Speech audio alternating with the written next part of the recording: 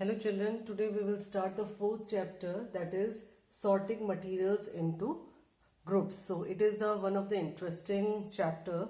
Hope you understood, because it is more practical based as compared to the theoretical. For that I have brought some miscellaneous materials, like you can see this is a cup, okay, then cutter, this is a clutcher, like chalk,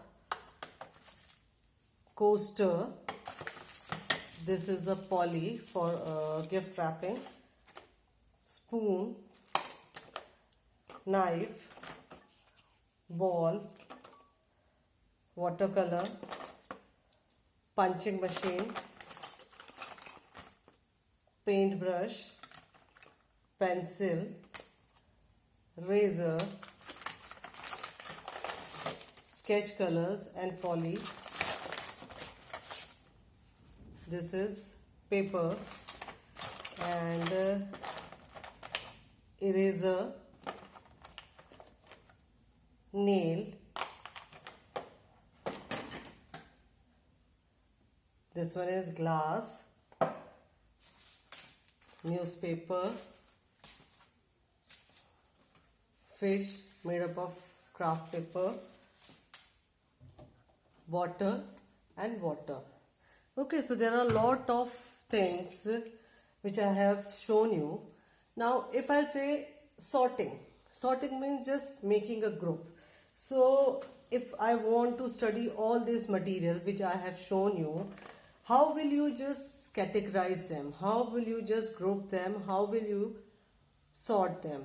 That means if we study each and every material which I have shown you, like ball, plastic and all, so it's quite difficult for anyone to study one by one. So we make a group based on, like if a ball, it is made up of plastic, we have to just make the group of material which contain or which is made up of plastic. So I have collect this watercolor, this clutcher, all these are made up of plastic, even the water bottle and pen. Okay, so it is categorized the material which is made up of plastic. On the other hand, when I take this is made up of metal, stainless steel, this is also made up of metal, this knife is also made up of metal. So I'll make a separate group of material which is made up of metal or stainless steel. Similarly, if we see glass, so I'll just make a group of material which is made up of glass. And similarly, when I see paper, this newspaper, this craft paper, all is categorized in the paper. So sorting means just to grouping them, and it's become easier for us to study and to categorize. Okay, so object around us. So there are a lot of things. When you are in the class also, you will find this blackboard, whiteboard, chalk, duster, marker, table, chair. There are a lot of things, cupboards, and they are made up of different kind of things. If I say categorize them, so you have to categorize like wood material, like table, chair, benches, desk, duster. Their outer side is made up of wood, so it is a one category. Second category, the material which is made up of paper, like notebook, books. Material which is made up of plastic, like duster, your pen, your eraser, sharpener, all these are made up of plastic. So categorize the things or sorting materials according to it. It's become easier to study them, because it's quite difficult to study individual material. So sorting materials into groups. So we will do the grouping of materials. Now first activity is, suppose this is a marker and it is made up of plastic. Okay, and you have a pen also. That pen is also made up of metal too. Similarly, if I say plates, so plates, they are made up of stainless steel, plastic and glass. So that means the object which we are using in our day-to-day life, they are made up of a material. Maybe it is a plastic, maybe it is a metal, maybe it is a glass. Okay, so this is the first activity. So you have to collect 5 materials in your surrounding and write the material they are made up of. Second activity is the material. Suppose this is, if I say wood, okay, so wood, what are the uses or where we use the wood contents? We use to make the table, chair, desk, window, even wheel, plow, all these are made up of wood. So material and the object made up of these materials. Okay, so wood is used to make chair, table, wheel, plow, window. Okay, similarly plastics. The plastic is the materials and what objects are made up of. So plastic, we find that disposable material like utensils, stationery, geometry box, your toys, your stationery, your pen, your balls, these all are made up of plastic. Okay, now suppose, have you ever seen that cloth is used to make this bowl?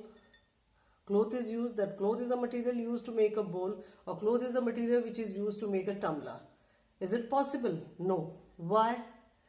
That means if we use cloth as a tumbler or the bowl, the material which that contain will be not hold by the cloth. And there is a reason, because they are having a small fine pores, and due to the pores, the water or the contents or substance will just move out of the cloth. So we have to make the bowl with the stainless steel glass so that it can hold the liquid things. Okay. Now, how we decide that which material is used to prepare the object? That means it is very necessary. That means we should know the property of that material. If we know the property of the material, then easily we can use to make an object. Okay, so there are some properties of materials. First property is the shine or luster. If you see any metallic material, okay, it shine. Okay, it will shine. When it is not in contact, like iron, if you see the iron, I have a nail here. Okay, you can see this iron, it is not luster. It's not shine. But when it is freshly prepared, when it is freshly cut, it will be shine. So metallic materials, it will be shine or it having a luster. That is the first property. That means what its appearance. Some of the material, like if you see wood, okay, if you see any other material, it won't shine. It's a dull in color. Sometimes the iron, when it is come in the contact with the air, or you can say moisture or the water, it get rusted, so it won't shine. So freshly cut material, mostly the metallic material, will be lustrous or shine. This is the first property. That means first we have to see its appearance. Suppose if I want to see the appearance of this, okay, this is a plastic. Okay, so by knowing this, whether it's a dull or the shiny, when it is shine or luster, so mostly the metals having this property. Second is the hardness while touching it. Okay, while touching it, we can identify whether it's a soft or hard. If we touch this nail and press it, okay, we can't able to bend. That means this is hard material. If we press this ball, okay, so this is soft. So while knowing this, we can identify whether it's a smooth or rough. So second property is the hardness of the object. If we see this, this is hard plastic. Okay, if you see this stainless steel, this is hard. Okay, if I press this, this is hard. Okay, so if we see the cotton, it's a soft. So second property is to know or what is the property of a material, like hardness and appearance. Now next is the soluble and insoluble. Suppose if we add 1 teaspoon of sugar or salt in a water, then what happen? It is dissolved in water. Like this, I have added the sugar in it and it is dissolved. So that means whether the substance which is dissolve or disappear in water, it is known as soluble substance, like sugar, salt. When you add in a water, it get dissolved.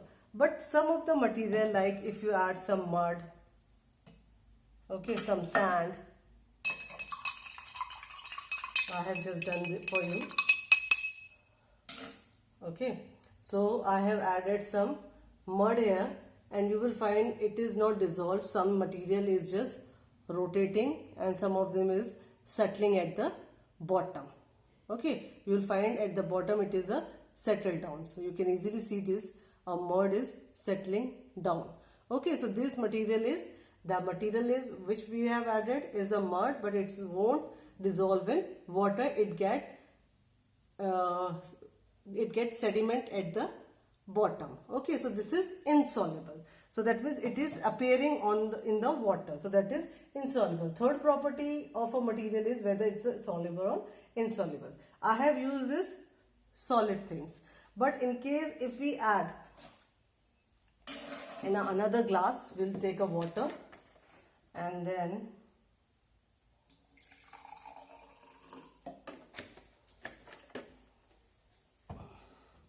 here you can see this. Now it's settling down. So in one glass I have just taken the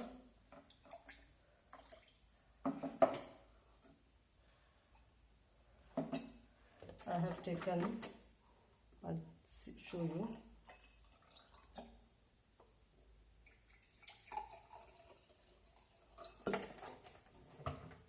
In a one glass I have added liquid color, that is blue color I am adding.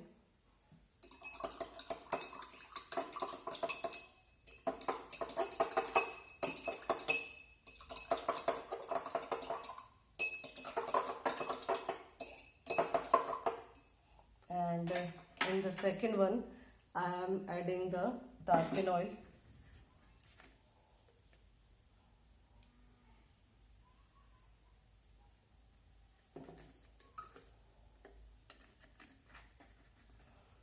So when I am adding the water, in water I am added the watercolor, it get dissolved in water. So that means the liquid is dissolving in the water, that is also soluble or it is mixed well. On the other hand, when I added a tarpon oil, you can see the tarpon oil, it is on the, it's making a layer. That means this tarpon oil is not soluble in water, it's not mixed well in the water. Okay, so some of the liquids are also which is easily mixed with the water or will not mix in a water. Like oil, it always remain on the top. Okay, it won't dissolve. And what about the honey? When we add the honey, then what happens? We'll find that honey will be dissolved. Now, this is a question for you. So find it out. Just take a glass of water and add honey on it and find out whether it is dissolved or not. Now the next is, after soluble, insoluble, the third one is the float and sink. As we know that any light thing can easily float. If you see this paper, a small paper I am taking, okay, we'll see this, it will be float. Okay, and if I'll use some other, this is a razor, you will find that eraser at the, it is in the, at the bottom. Similarly, if you use a nail, what happened to the nail? You will find that nail, suppose this is a nail, and if I'll use it, you will find this nail is a sink. Okay, so some material is float on a water and some material is sink in the water. Okay, I have taken one plastic sharpener also. Now see this. After this, it get fill.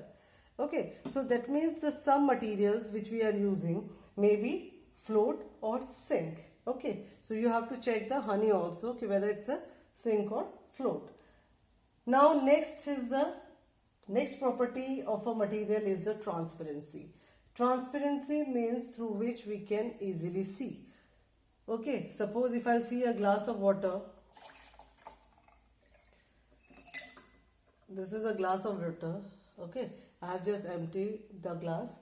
Now transparency means the substance through which we can easily see. So through this substance we can easily see. So this is a glass. Through the glass we can easily see any image which is after this glass. Okay, like poly sheets, this is a transparent poly. So material through which we can easily see. So the glass, polythenes, transparent polythenes through which we can easily see the substance, that is known as transparent. Next is the translucent. Translucents are those materials through which we can see but not clearly.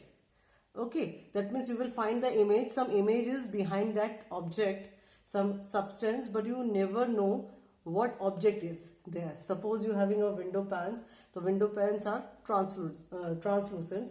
You will find something is there, some bird is behind that window pan, but you can't identify the particular bird, you can't identify the image. Okay, second one is the butter paper. All of you have seen the butter paper for the pressing and all. So that is also a translucent, example of translucent. Third one is the opaque. Opaques are those objects through which we can not see the things, like this. This is a glass. So through which I will not able to see. So these are the properties of a materials, and by using this property we can easily sort the materials, sorting out the materials in the groups, which make our study easier and easily understand their material and to know to categorize them. So this is all about the sorting material into groups. Hope you understood. So whatever activity I did in this chapter, try it at home to make you understand better. Read the chapter thoroughly, and after that we will discuss the question answers. Thank you.